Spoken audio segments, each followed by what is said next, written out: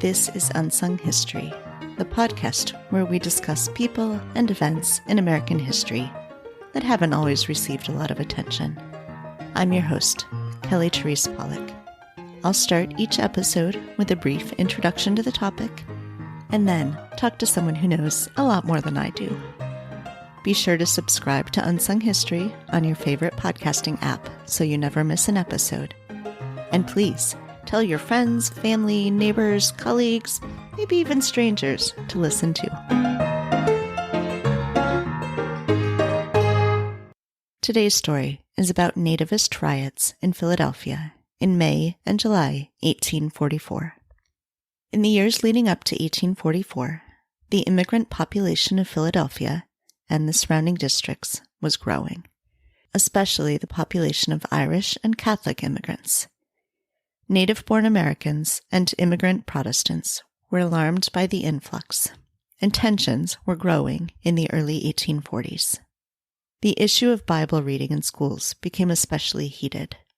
School children in Philadelphia public schools began their day reading from the King James Bible and sang Protestant hymns. Catholic parents objected, and in 1842, Catholic Bishop Francis Patrick Kenrick wrote a letter to the Board of Controllers of Public Schools asking that Catholic children be allowed to read instead from the Bible used by Catholics at the time, known as the Douay Bible. The board agreed that children could read whatever version of the Bible their parents preferred, and that children should not be forced to participate in religious activities.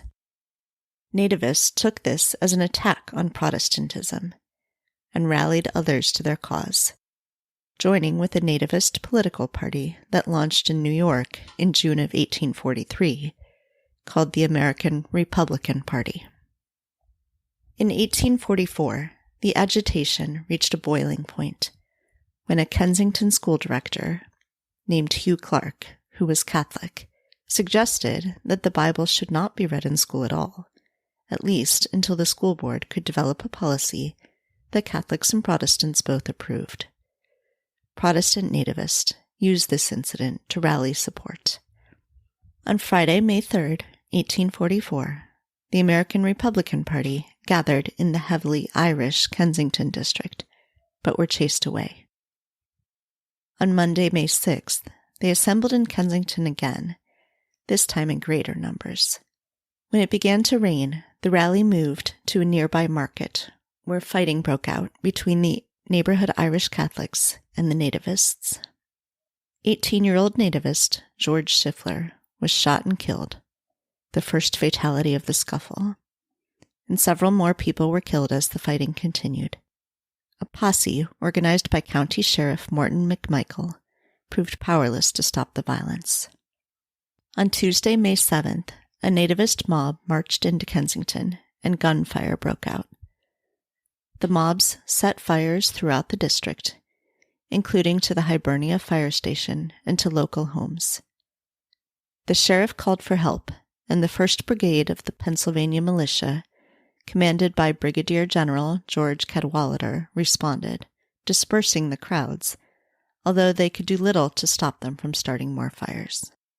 On Wednesday, May 8th, mobs again set fires, including to Hugh Clark's house, to a Catholic seminary, and to 2 Catholic churches. At the second Catholic church, St. Augustine, which was within the city limits of Philadelphia itself, Mayor John Moran Scott pleaded for the rioters to stop. But they threw stones at him and continued to set fire, cheering when the steeple fell.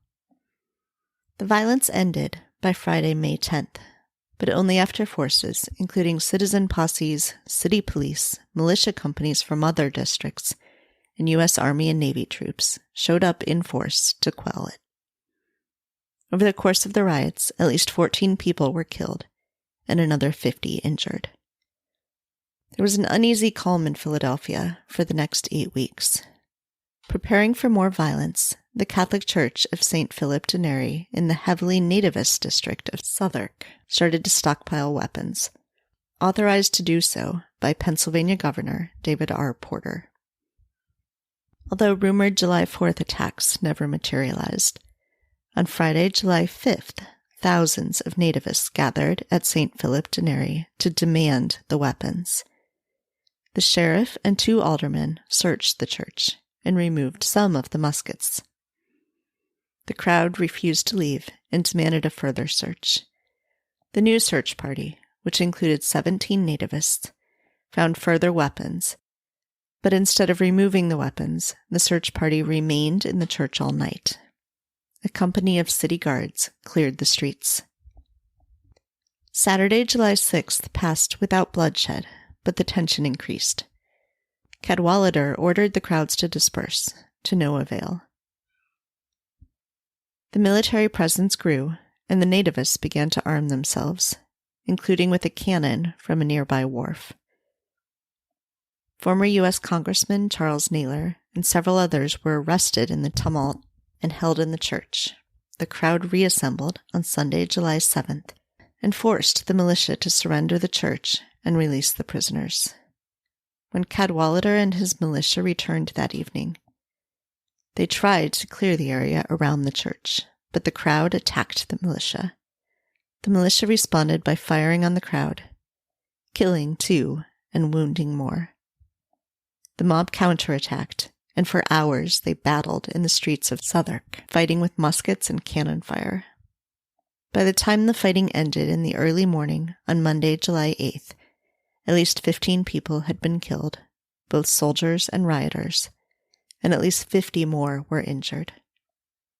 Troops ordered by Governor Porter remained in the city for a few days to hold the peace, eventually beginning to withdraw on July 10th. The riots had lasting effects, including in how Philadelphia was policed, and eventually in a consolidation of the city in 1854. For his part, Bishop Kenrick decided that creating Catholic schools would be a better plan than trying to influence public education. By 1860, there were 17 Catholic parish elementary schools in Philadelphia. To learn more about the riots, I'm joined now by Zachary Schrag, professor of history at George Mason University, to discuss his recently published book about the riots, The Fires of Philadelphia, Citizen Soldiers, Nativists, and the 1844 Riots Over the Soul of a Nation, which was one of the sources I consulted for this introduction. Hello, thank you so much for joining me today. I'm excited to talk about the Nativist Riots of 1844. Thank you. It's a pleasure to be here. So I want to start by asking what got you interested in this topic. So this is a different time period than your other historic works. And I imagine a book like this must take years to research and write. So a great deal of time that you're spending in 1844 Philadelphia. So what got you interested in this? So you're correct that I was trained as a 20th century historian, and my first books were about post-1945 United States domestic policy, essentially. And I thought the next project was also going to be about the 1960s, specifically about riots in the 1960s, which for a scholar of urban America is a very important topic, really one of the events or series of events that created urban history as we now know it, were the riots of the 1960s, including the 1968 riot in my hometown of Washington, D.C., whose reverberations continue. So I thought, maybe I could do a background chapter on the 19th century. I just assumed not much happened, that, they brought out the militia, whatever that was, and that the real history of riot control would start sometime around World War I with the introduction of tear gas. So I started pulling on that thread of the sweater, and it landed me back in the Jacksonian period. Specifically, I was interested in the role of the National Guard, which, right to our day, is a major actor in trying to preserve order or restore order during urban riots. In 2020, I believe more than 30 states activated their National Guard in order to respond to protests about police shootings. And that begins again, really in the 1830s and the 1840s, as the volunteer militia, as they were then called, is increasingly called out for riot duty. And even within that period, the event that really, I think, solidifies the role of the militia in riot control are the two sets of riots in Philadelphia in May and July of 1844. Yeah, that's interesting. As I was reading it, I kept thinking about Kent State. So my parents were at Kent State in May 1970, so that I've been hearing about that my whole life. And the second episode I did of the podcast was about the Jackson State shootings, also in 1970. And so I kept sort of drawing these parallels in my mind. So that's so interesting to think about that as sort of the genesis for thinking about these events in Philadelphia. I also want to ask about, at the very end of the book, you have this note on sources, which I loved and could have kept reading forever. So I wanted to ask you to talk some about that, about the kind of sources that you used. You used a ton of sources in writing this, and how you navigated these different sources that were very much conflicting. And of course, we don't have, video evidence of what happened then or anything to track it down like we might today. So what that process looked like. Yeah, so this was part of the reason the book did, in fact, take many years and turn out to be a book rather than a chapter in what I had thought would be a longer history of riot control, is that the sources are amazing. And there are some manuscript sources. I think my favorite is Colonel Pleasanton's diary. He had really good handwriting, which is always a pleasure, but he also was very good writer and very nasty about the people he met. So there are lots of really good quips in there. But most of the sources I used were newspapers. And one of the fascinations about writing about this period, in the 1840s, but also in the 21st century, is to understand the newspapers as the social media of their day. There were some reporters out there, really just a handful of working reporters in Philadelphia. A lot of the content of the newspapers was actually either transcripts of trials, which of course are very rich. You get lots of verbatim dialogue of people reporting what they said. The newspapers would reprint official documents from the authorities, from the state militia. They would reprint party platforms. They would reprint reports of meetings. They would print people's cards, what we would, now think of a letter to the editor. Might have someone just writing in with a first person account. Here's what I saw. Here's what I did. And then someone else would take offense at that and write back, oh no, this is really what happened. You would have advertisements for people's businesses, but also for meetings saying we are going to have a political rally at such and such a place and such a time. And so, and then the newspapers were all competing with each other. There were more than a dozen daily newspapers in Philadelphia, some Democrat, some Whig. Eventually, some are nativist, representing the anti-immigration forces. There was a Catholic newspaper. There was a militia newspaper. Those were weeklies or biweeklies. There were Presbyterian newspapers. There are neutral newspapers that are never really neutral. So it becomes this very rich conversation that I was wading into and listening to so many different voices all kind of shouting at each other, not only about the facts of what happened, but also about their meaning. So then you take all of these sources and you have to put them into this narrative, which I assume could have been thousands of pages long if you'd used everything. So you have to be judicious and think about what to use and how to use it and how to decide between them. And I wanted to ask you specifically about this process because you also have had another book come out this year that is a guide to historical research. So how do you take all of these amazing sources, some of which conflict, and how do you put that into a narrative, figure out what is and isn't important to highlight, what is and isn't relevant, how you tell this story? So I did intend this to be a narrative. This is a book that, I hope people in the scholarly profession enjoy, but in many ways is designed more for people outside of the university. Most Americans have not heard of these riots unless they went to Catholic school, in which case they may well have, because this is something that Catholic Americans remember as an important part of their history. But I did want to make it a good story for everyone. And a key way to do that is with characters. I think scholarly history can rely very heavily on strong characters. My previous books, which were more for a scholarly audience, certainly have those. But with more popular narrative history, characters are crucial. And so I didn't have quite as much choice as someone who's, say, writing a history of the Civil War, where you might have, hundreds of people to choose from. But I did try a few different things to figure out who my major characters were, and I ended up with 4 to represent different elements of Philadelphia in the 1840s. So for the establishment Philadelphia, I have the wonderful character, Brigadier General George Cadwalader. His family goes back to really the founding of Pennsylvania. One of his ancestors is more or less on the ship with William Penn. And even to this day, the Cadwaladers are a presence in Philadelphia. And one of the streets in the May riot, one of the streets is named after his family, right? Street is named. It turns out that one of the stores that is ransacked is on his land. He owns all these lots all over town.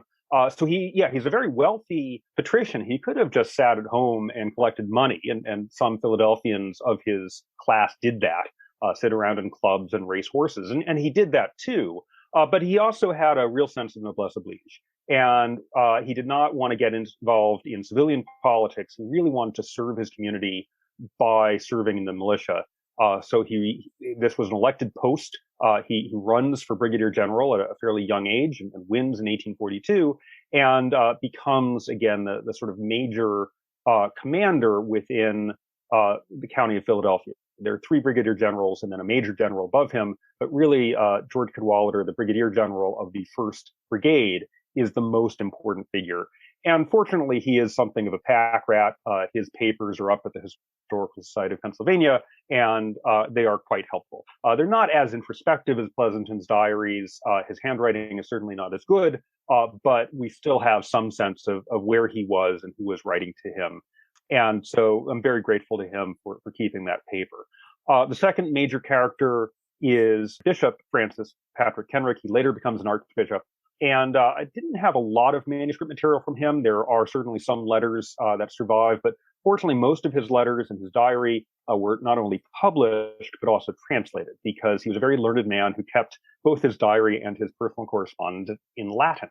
And I had some Latin in college, but not enough to really do extensive research in Latin. So I'm very grateful to the Catholic scholars of the early 20th century for translating all of that for me. And, he too is a very fascinating figure. He's born in Ireland. He's educated in Rome. And then he goes out essentially to what he considers a heathen land, which is the predominantly Protestant United States. First, he's in Bardstown, Kentucky for a while, and then he is sent to Philadelphia to kind of clean things up. The Philadelphia Catholic Church is in some crisis in the early 1830s. Kenrick comes in, he gets the laymen, he gets the priests, he gets them all in line, and he's there to serve this growing Catholic community that is increasingly Irish as more and more Irish immigrants like him arrive. And part of that is building churches all around the county. And that becomes a way for the Catholic Church to become more visible, which is a bit of a problem for Protestants who are skeptical of the Catholic Church, who are afraid of it. The third character is the wildest. That's Lewis Levin.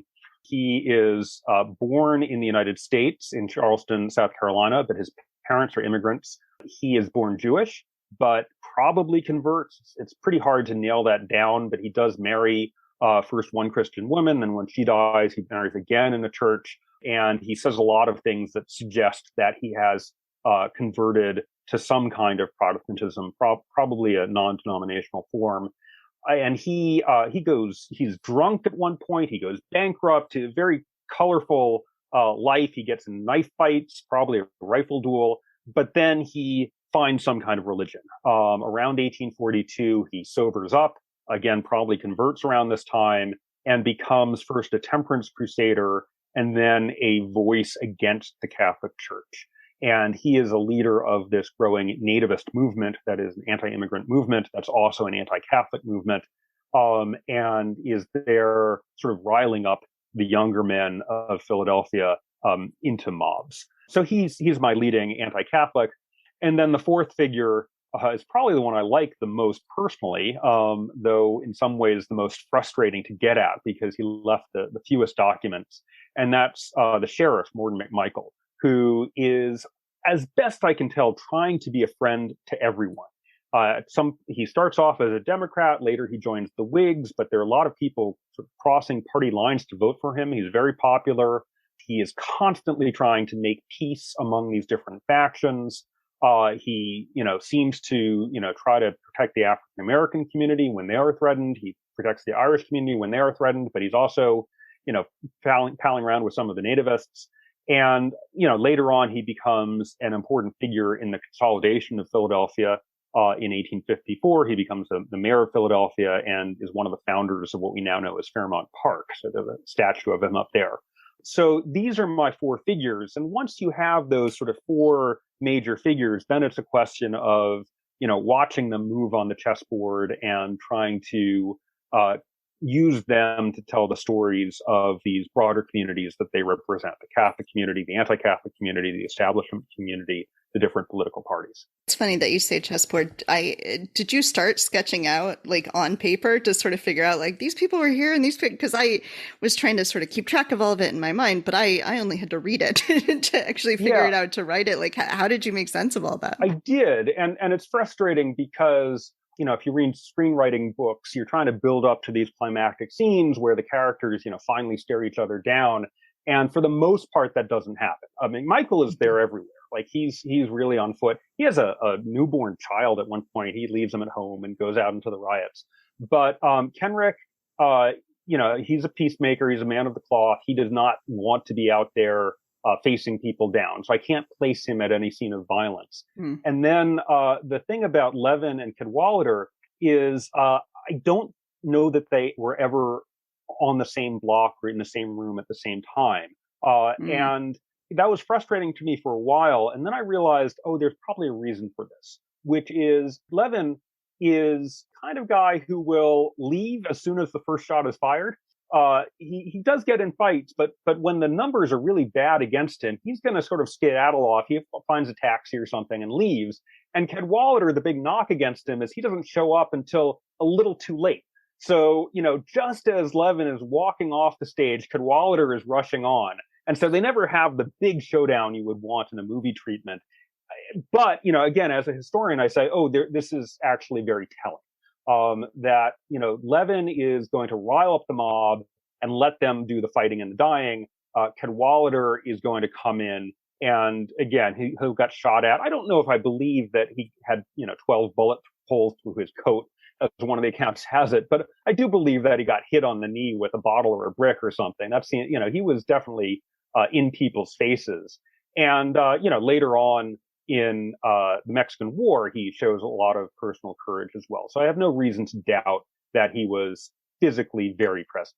A lot of these same things are happening in other places too. You talk about New York and Baltimore as other sites where there are these sort of warring factions. There's immigrants, there's also nativists, and there's this growing Catholic population. But nowhere else does the violence erupt the way it does in Philadelphia in 1844. Why do you think that is? Like, what is it about Philadelphia? What is it about that moment that makes it so much worse? So I'm not sure there's a deep reason here. Historians talk about contingency, and you see this in riots as well, that, a crowd may be on edge and something happens. Someone throws a brick through a window. Someone gets knocked down with a brick. If you've seen the movie Do the Right Thing by Spike Lee, there's a great portrayal of this where it's the trash can through the plate glass window that turns a crowd into a mob, essentially. And that's very plausible, very realistic if you know about kind of crowd events. And so I think we could have had riots like this in New York or Boston or Baltimore, possibly Cincinnati, certainly Montreal. And there's a great book about Montreal in the 1840s by my friend Dan Horner. So, and there certainly was violence in Europe as well, in Ireland and England. So in that sense, Philadelphia is part of this Atlantic ring of anxiety about Catholicism, anxiety about Irish migration in multiple directions. And it had kind of the bad luck to be the place where it turns into actual artillery duels. So I don't want to, say that it was inevitable. That said, there weren't Philadelphia was a major center of Irish immigration, and that certainly contributed to it. And beyond that, though, again, I think a little bit of luck in a different way. We could have been talking about the New York riot or the Brooklyn riots of 1844 just as easily. So when I was doing the episode about Jackson State and thinking about why didn't they learn more from Kent State, but that was only a 15-day window between the two events. So how is it that between May and July, which is a couple of months in the exact same city with a lot of the exact same people involved, they didn't have a better plan in July to avoid the bloodshed that happened? Or is this the best plan they could have had? Is that the answer to it, is that given the forces that there just wasn't a better outcome that could have happened? So I think what they hit is a dilemma that shows up after Kent State, that shows up in 2020, that shows up in 2021, which is it's really hard to figure out what you want from a riot. From a sort of godlike stance, what would be a good thing? Because a country where no one is allowed to gather in the streets and make themselves heard is not a free country. This is right in the Constitution. The Constitution First Amendment says, yes, there's, free speech, freedom of religion. That's nice. There's also the freedom peaceably to assemble. And so the framers of the First Amendment understood that mass assembly is an inherent part of democracy, as important as free speech or freedom of the press. So that you need to have some room for that. Then what happens often, far too often, is that you get a mostly peaceful crowd. You could have thousands of people, of whom a much smaller percentage, maybe dozens or hundreds of people, but maybe just dozens, who are going to cross the line into property damage. They're going to smash some windows. Maybe they'll loot a store, set a police car on fire, some kind of damage. And then within that group, you've got an even smaller contingent who are willing to do bodily damage, who are going to throw rocks at the authorities, the police or the troops, whoever it is, or maybe they're going to try to lynch or kill some unpopular minority. It could be a racial minority. Obviously, much of the mob violence in American history is against racial minorities, but in this case, it's a religious minority. It could be a political minority. We see that in Baltimore in 1812. And so if you are the representatives of order, how do you try to protect, first of all, human life, secondly, property, and then third, also the freedom of assembly all at the same time? And that is not a problem that anyone has solved, not in the United States, not in any other democracy. Authoritarian governments have been much easier. They just say, oh, just shoot everyone, right? And they do in the 19th century and 20th and 21st centuries. That's very easy. But if you're trying to balance these imperatives, it turns out to be very hard. And so you see this in Philadelphia in 1844, after the first round of riots. There's this massive town meeting outside of what we now call Independence Hall, and they're debating this, and they're saying, oh, we really can't tolerate this anymore. If there's a crowd out there and they're not obeying curfew, let us treat them as pirates, which means they can be shot on sight. But the same meeting says, but really, if fathers and employers would just tell their young men to stay at home, we wouldn't need any of this. So they're treating them at once as kind of innocent youths who just are slightly naughty, and also as pirates who are the enemies of humanity. And unfortunately, that's the dilemma right there. And they haven't solved it by July of 1844, and they certainly haven't solved it by May of 1970. Yeah, well, and I was reading your book with the backdrop of these hearings going on about the January 6th Commission and rioters, attacking the Capitol building and thinking through that, again, obviously there's a line crossed at some point there, but, how do you stop that from happening in the first place? What do you do? How do you minimize loss of life and damage of property? And so, yes, clearly we still haven't solved all of these problems. And it seems like there's similar motivations there too, right? Like as I was reading this, as I was seeing what the nativists were saying, the kinds of language they were using, I felt like there were reverberations today with a lot of what, maybe the MAGA, America First kind of crowd might be saying about, people are taking our jobs or people are coming in and taking over, do you see those same kinds of maybe impulses in not exactly the same kind of movement? Obviously, it's not against the Irish. It's not anti-Catholic necessarily, although maybe, but that there are some through lines there. Very much so. So the nativism of the 1840s and then the 1850s combines two different streams that have kind of separated today. So today, it strikes me that there's one brand of nativism that is primarily economic and is primarily targeting Latinos, people from Mexico, people from Central America, saying, "Oh, these are fine people, but they are poor." And they're going to take jobs that Americans should have and will lower wages for American-born citizens. They are coming to our country, without authorization. They are, taking votes. So that kind of anxiety about a large group of people who threaten American prosperity. And then the second version of 21st century American nativism is against religious minority Muslims. And you have these, horror stories about Sharia, that people are freaking out that there's this group, religious minority, that somehow is incapable of true American citizenship because their religious loyalties conflict with their political loyalties or overwhelm their political loyalties. If you combine those two, the economic anxiety and kind of the religious anxiety, then you get 19th century nativism, where the Irish are both poor people who are seeking opportunity and coming in very large numbers, and they are members, again, of a religious minority. And the claim of the nativists is that anyone who is loyal to the Pope, who is, after all, a European monarch, technically, cannot also be a good American citizen.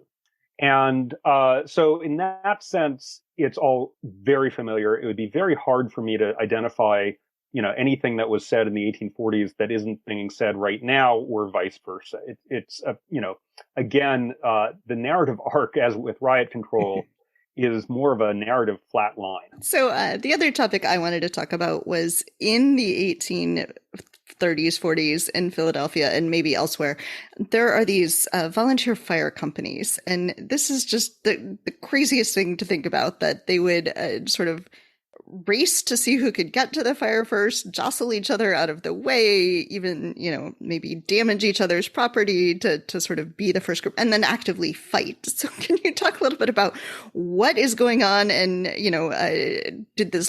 was this just in Philadelphia? Is this a common thing in the US at that time? Like what is going on with these fire companies? Yeah, this is very strange. So, the volunteer fire companies, obviously we still have them. My home is protected in part by one.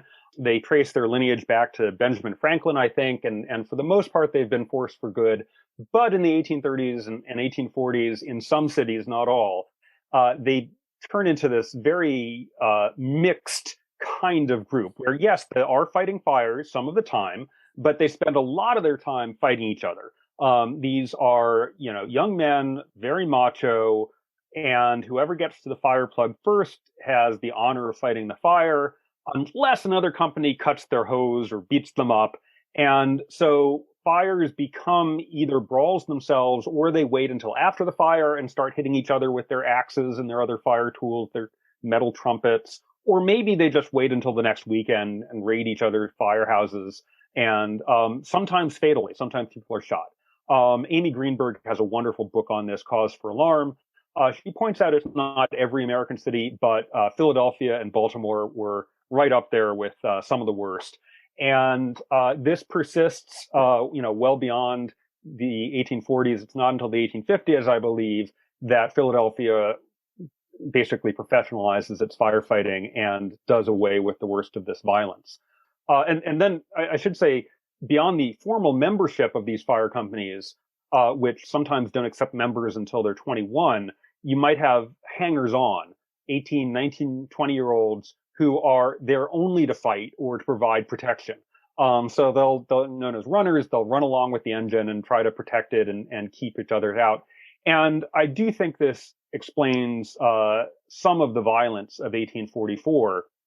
At the spot where the violence first breaks out on May 6th, 1844, it's in a market house. And just across this vacant lot, there's a firehouse, the Hibernia Hose House, which obviously is an Irish affiliated firehouse.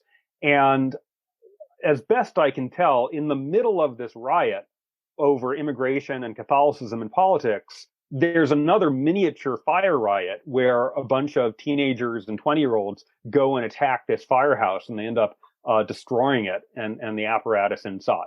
So one of the things I was trying to figure out with this is how much of this violence is unusual and how much of it is just kind of building on the normal violence of the city. One of the things I was noticing is that there are a lot of people who are just shooting each other by accident. As I'm reading these newspapers, people are bringing muskets home from their militia drills and shooting their cousins, or leaving the musket loaded in a corner so their sisters kill themselves. You have people firing salutes with cannon and blowing their arms off. You have one situation where, in a period of relative calm after the first sets of riots, a man starts stockpiling weapons. And this is, of course, very familiar to us in the 21st century. It's like, oh, this is not going to end well, is it? And in fact, it doesn't. He shoots his niece, I believe, and she later dies. And really what, feels like a very 21st century incident. So it is a very well-armed city, unfortunately. You could buy powder and shot pretty much at corner store, and guns were not too hard to find. So in some ways, it's remarkable that the death toll wasn't greater. Yeah, well, and I live in Chicago, so, sort of always in the shadow of the Great Fire of Chicago, and kept thinking as they were deliberately setting fire to buildings, like, this could end really, really badly. And, and the fire, of course, spreads, but not nearly something like the Great Fire of Chicago. But yeah, it seems like the death toll could have been much, much worse.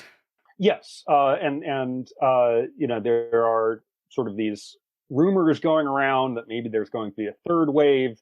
Cadwalader orders a lot of ammunition. He is clearly expecting things to at least potentially go very badly, and he wants to be prepared because the second wave of riots in July of 1844 pretty much exhausts everyone in his brigade and the neighboring brigades. They end up bringing in troops from around Philadelphia. They're thinking about calling in the U.S. Army as well. No one knows how this is going to happen, really going to end.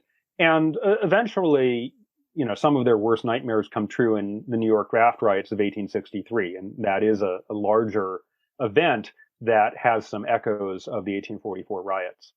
So is there anything else that you want to make sure that we talk about that people know about this story? I do think that we have all of these stories, as you say, continuing. We've got the religion story, we've got the immigration story, and we've got the riot control story. And, unfortunately, they all kind of converged in January of 2021 with the storming of the Capitol. So, unfortunately, I think this story of Philadelphia in the 1840s is far more relevant than we might wish. I wish I could say, this is all in the distant past. We don't have to worry about it anymore. But in fact, this is very much present with us. And, to some extent around the world as well, because obviously we've got a lot of countries that are, dealing with violence against religious minorities, and trying to figure out what level of policing, what level of military response is appropriate to try to tamp down that violence rather than making it worse. So how can people get copies of The Fires of Philadelphia and your other book, The Princeton Guide to Historical Research?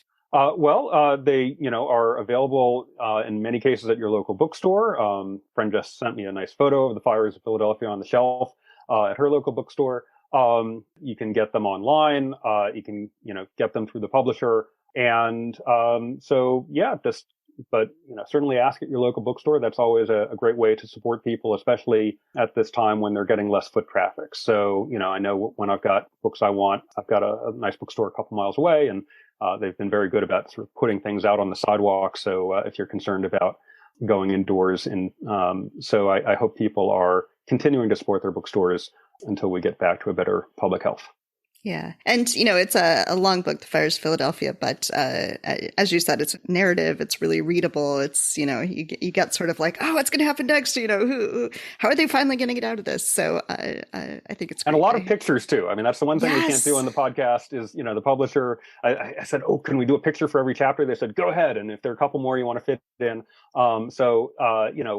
This was at the dawn of photography. I have just one photograph in there, but they had lithographs and woodcuts and all kinds of wonderful imagery in there. So I do hope people have a chance to look at the book as well as to read it. Yes, absolutely. All right. Well, thank you so much. Thank you. It's been a great pleasure. Thanks for listening to Unsung History. You can find the sources used for this episode at unsunghistorypodcast.com. To the best of our knowledge, all audio and images used by Unsung History are in the public domain or are used with permission. You can find us on Twitter or Instagram at unsung__history or on Facebook at Unsung History Podcast. To contact us with questions or episode suggestions, please email Kelly at unsunghistorypodcast.com. If you enjoyed this podcast, please rate and review and tell your friends.